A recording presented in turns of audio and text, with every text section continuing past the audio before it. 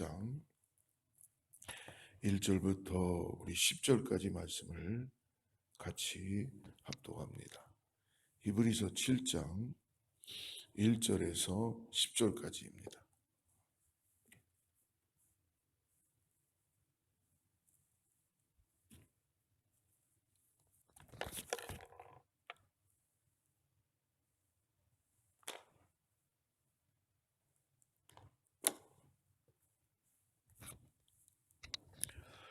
같이 합독합니다. 이 멜기세덱은 살렘 왕이요 지극히 높으신 하나님의 제사장이라. 여러 왕을 쳐서 죽이고 돌아오는 아브라함을 만나 복을 빈 자라. 아브라함이 모든 것의 10분의 1을 그에게 나누어 주니라. 그 이름을 해석하면 먼저는 의의 왕이요 그 다음은 살렘 왕이니 곧 평강의 왕이요 아버지도 없고 어머니도 없고 족보도 없고 시작한 날도 없고 생명의 끝도 없어 하나님의 아들과 닮아서 항상 제사장으로 있느니라. 이 사람이 얼마나 높은가를 생각해 보라. 조상 아브라함이 노랑물 중 10분의 1을 그에게 주었느니라. 레이의 아들들 가운데 제사장의 직분을 받은 자들은 율법을 따라 아브라함의 허리에서 난 자라도 자기 형제인 백성에게서 10분의 1을 취하라는 명령을 받았으나 레이 족보에 들지 아니한 멜기세덱은 아브라함에게서 10분의 1을 취하고 약속을 받은 그를 위하여 복을 빌었나니 논란의 여지 없이 낮은 자가 높은 자에게서 축복을 받느니라. 또 여기는 죽을 자들이 10분의 1을 받으나 저기는 산다고 증거를 얻은 자가 받았느니라.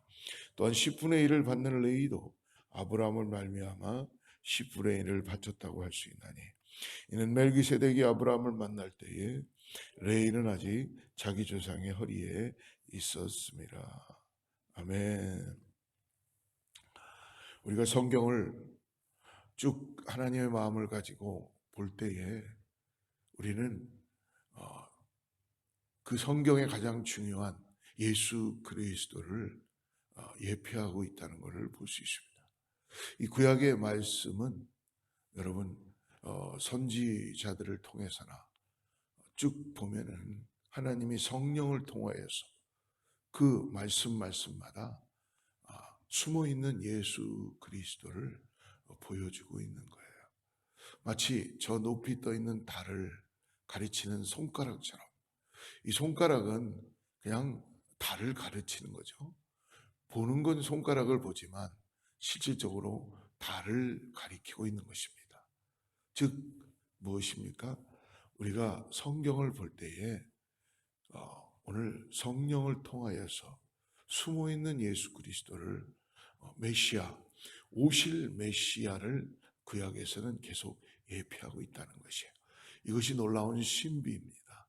마침내 finally 우리는 예수 그리스도를 나의 구세주로 믿어지는 그 은혜를 하나님께서 어린아이와 같은 우리에게 하나하나 잘 성령을 통하여 조명하시고 지금 조명이 저를 비춰주듯이 우리 심령을 깨닫게 해주셔서 하나님이 예수 그리스도가 너희를 구원하셨다라는 것을 가르쳐 주시는 하나님의 말씀입니다.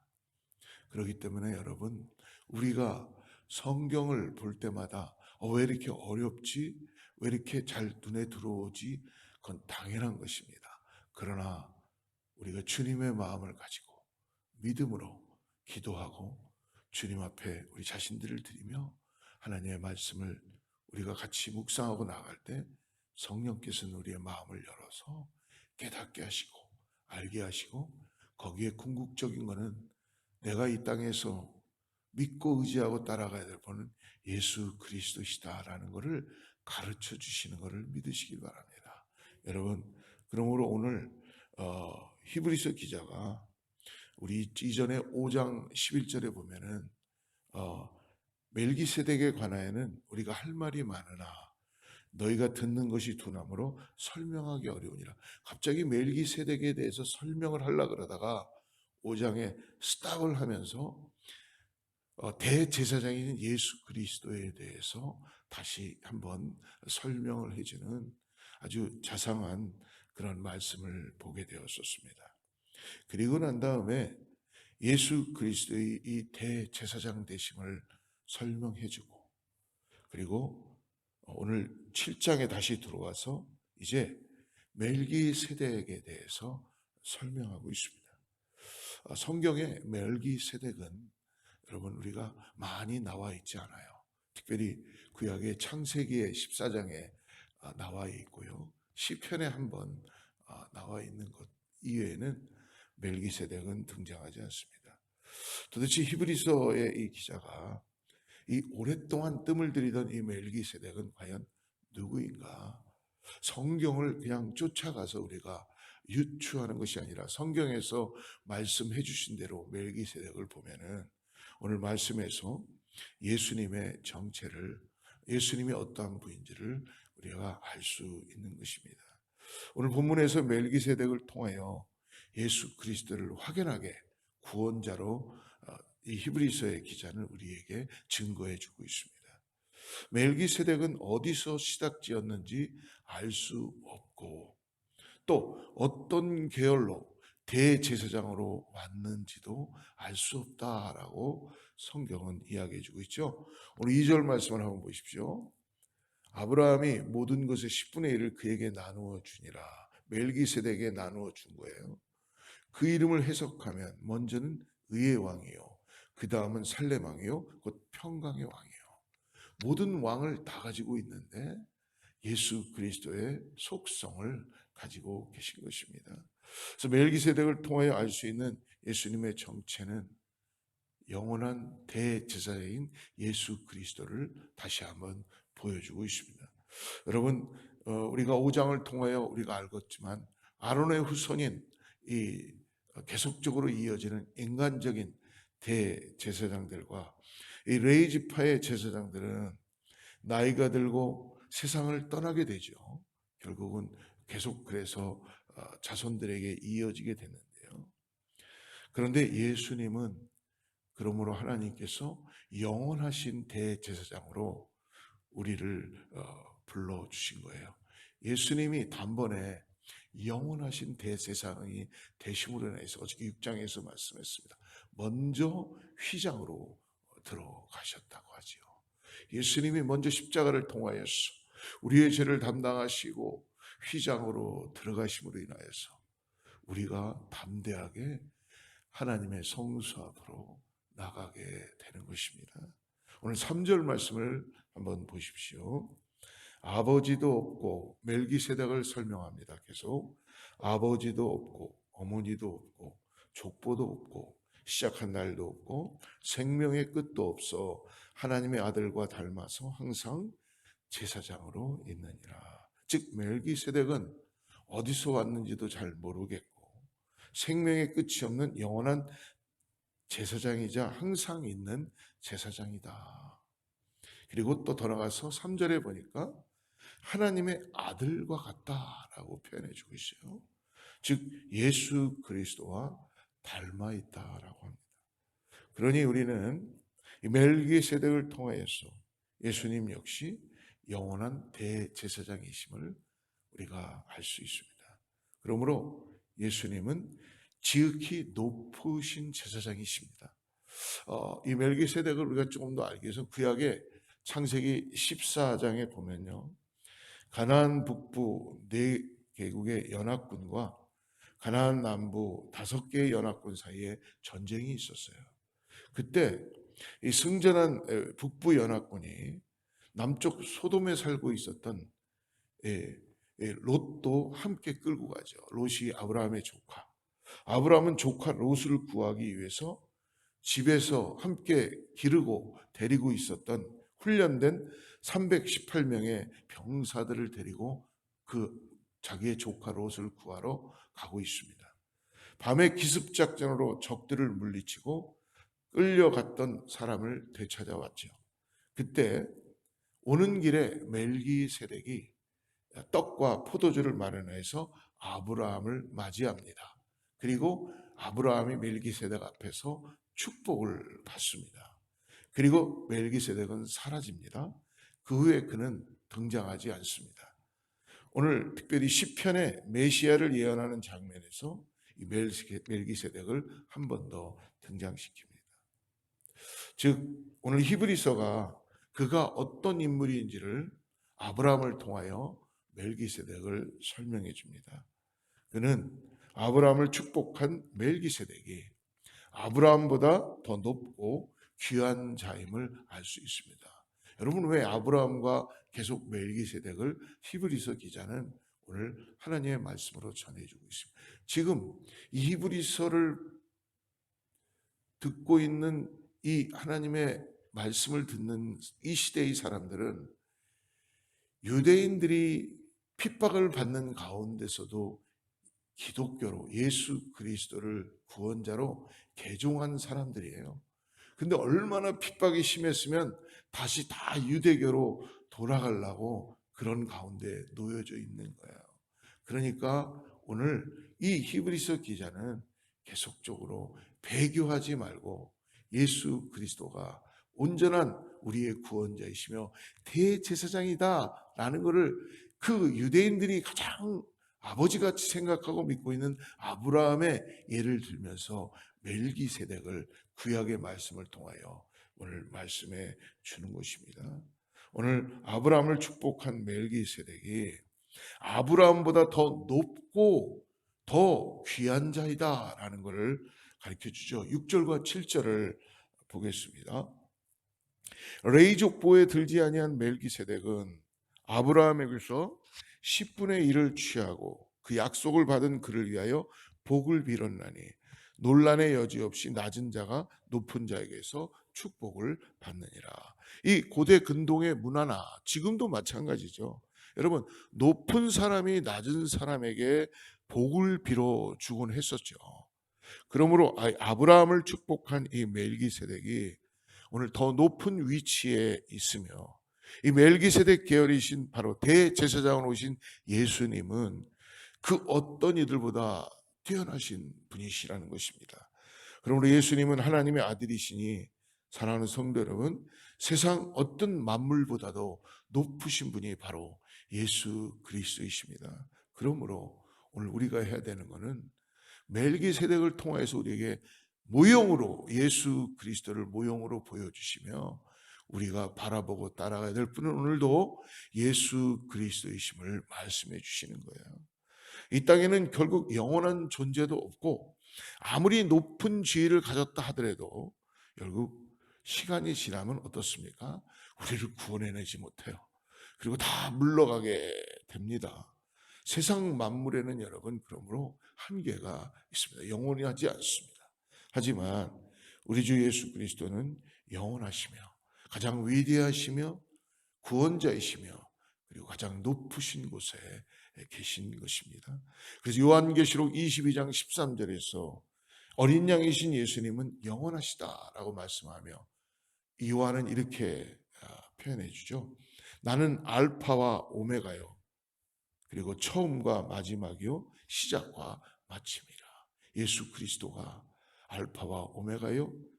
그리고 처음과 마지막이요. 시작과 마침이다라고 말씀해 주십니다. 또 하나님께서 예수님께 뛰어난 이름을 주셨다. 오늘 예수의 이름을 의지하고 믿음으로 나아가시기를 축복합니다.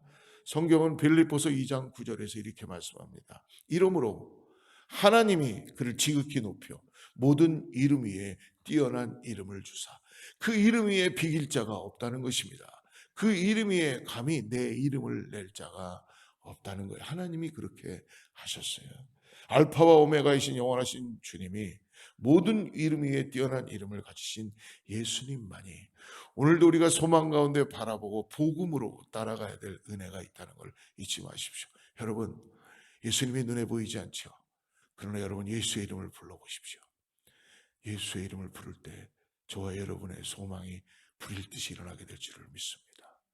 우리 안에 보이진 않으시지만 살아서 역사하시는 성령 하나님 예수님께서 지금 우리에게 말씀하여 주십니다. 나의 손을 잡고 일으켜 주시는 은혜를 경험하게 되실 줄을 믿습니다. 진흙 속에 있습니까? 우울한 가운데 있습니까? 진퇴양난에 있습니까? 병마 가운데 있습니까? 고민 가운데 있습니까? 삶이 지루합니까? 소망이 없습니까? 맞지요? 소망 없어요. 있는 척하고 사는 거지. 아무리 맛있는 걸 매일 먹어보십시오. 소망 없어요. 목사인 저도 아무리 소망을 가질라도 소망이 없어요. 근데요, 예수의 이름을 부르면 내가 언제 어느 날 내가 언제 그랬냐듯이 지금도 저에게 소망을 주시고, 어디서 이런 힘이 나는지 모르겠는데 나의 마음을 바꾸시며 예수의 이름에 능력이 있는 걸 보고 계신지를 믿습니다. 사랑하는 성도 여러분, 성전 미문에 날 때부터 한 번도 걸어보지 못한 안진뱅이가 성전에는 가 있어요. 근데 들어가지를 못해. 왜? 걷지를 못하니까. 근데 베드로와 요한이 이제 성령이 충만해서 오면서 나에게는 은과 금은 없다. 맨날 은과 금만 보고 살아가는 인생인 줄 알았는데 은과 금은 없는데, 인생의 해결할 길은 내가 너의 인생을 해결할 수 있는 은과 금이 아니야. 나사렛 예수 이름으로 일어나라. 그때 손을 이 안진뱅이가 뻗은 거예요. 자꾸 일어나니까, 일으키니까 일어나서 어떻게 했어요? 성전으로 들어가서 할렐루야, 삶이 바뀌고 능력이 나타나는 걸 말씀해 주지 않습니까? 오늘 그런 은혜가 저와 여러분 가운데 나타나게 될 줄을 믿습니다. 여러분 속지 마세요. 어떠한 여러분 가문이설에, 어떠한 광고에도, 어떤 거에도 여러분 예수를 대신할 그런 소식은 없다는 것입니다. 오늘 나를 살릴 분은 예수님이시요 나와 함께 하시는 분은 복음이고 말씀이고, 주님이 나에게 말씀하실 때에 믿음으로 일어나는 것을 믿으시기 바랍니다. 여러분, 아무리 좋은 친구가 오늘 어디 놀러 가래도 놀러는 가세요. 다 하세요. 하지만 예수를 잊지 마십시오. 소망이 없어요. 단언합니다. 세상은 지금 소망이 없습니다. 그러나 예수 그리스도가 나에게 소망이 되시고 다시 일어나게 하심으로 해서 세상을 향하여서 복음을 전하게 하는 은혜가 있는 줄을 믿습니다. 오늘 그런 가운데 우리에게 소개하고 있는 영원한 대제사장이신 이 예수 그리스도를 믿음으로 바라보고 예수님의 이름을 붙드시고 그리고 믿으시고 나를 기필코 일으키시는 예수 그리스도를 이름을 부르시며 나가시기를 축복합니다. 그릇을 씻다가도 짜증이 나더라도 고민이 되더라도, 이분 여러분 죽을 위기에 있다 그래도 여러분 죽을 때까지 기다리지 마세요. 제가 가만히 저를 보니까 내가 죽을 때까지 기다리고 있는 거예요. 그냥 계속. 약을 먹으면 살겠지. 아이고 이거 좀 있으면 이러겠지. 왜? 몸이 아프니까 예수가 안 보이는 거야. 이게 다 가짜인 거야. 지금 나는 병원에 빨리 가야 되고, 가야죠. 병원도 가야 되고 약도 먹어야 되고 누구도 친구도 만나서 얘기도 해야 되고 다 해야 돼요. 근데 주님은 어떠신 분인지 가르쳐 드릴까요? 내가 육신의 아픔이 올라갈 때 가르쳐 주세요. 뭐라, 저는 그래요. 가르쳐 주십니다. 그러면요, 빨리 주님 앞에 나가십시오. 안 나가니까 문제인 거예요. 주님 앞에 내 마음을 드리고 천부의 의지 없사오니 주여 나를 도와주시옵소서. 내 마음이 망가지고 쓰러지고 내 육신이 힘듭니다. 주여 도와주시옵소서. 성령이여, 성령님이 그냥 계시나요? 성령님은 나를 도우시는 분입니다. 성령님은 나를 일으키시는 분입니다. 성령님은 이 땅에서 할 수 없는 일을 나에게 도우시며 새롭게 하시고, 내가 할 수 있는 일이면 하면 되지요. 타이레놀 2알 먹고 그냥 머리 안 아픈, 잠깐 안 아픈 거 안 아픈데 암은 어떻게 할 거야? 암은 타이레놀로 안 되잖아요. 중요한 건 뭡니까? 여러분, 예수 이름 앞에 나가십시오. 고집 피지 마시고 나가세요. 오늘 이 새벽 설교를 들을 분들은 다 그래도 한 신앙 하는 분들이니까 안 듣는 분들에게 전해주세요. 예수가 소망이다.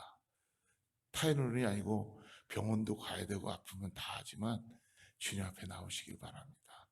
그럴 때 예수 이름 앞에 나갈 때 놀라운 은혜가 임하게 될 줄 믿습니다. 기도하겠습니다. 하나님 아버지, 우리가 세상을 얼마만큼 의지하고 믿고 있습니까? 하나님, 이미 주님께서는 이 세상을 심판하시게 하여 오늘 준비하시는 줄을 우리가 믿음으로 바라봅니다. 그러나 주님, 내가 오늘 주님과 함께 왕노릇하며 믿음으로 예수의 이름을 부르고 일어나기를 원합니다. 오늘 성령께서 함께하여 주셔서 내 속에 믿음의 믿음을 더하게 하여 주셔서 말씀을 통하여 나의 삶이 예수의 이름으로 일어나는 은혜를 경험케 하시고 소망으로 나아가게 하여 주시옵소서. 예수 나의 소망, 예수 나의 전부, 예수님만이 나의 구원자이심을 고백합니다. 예수님의 이름으로 간절히 기도드립니다.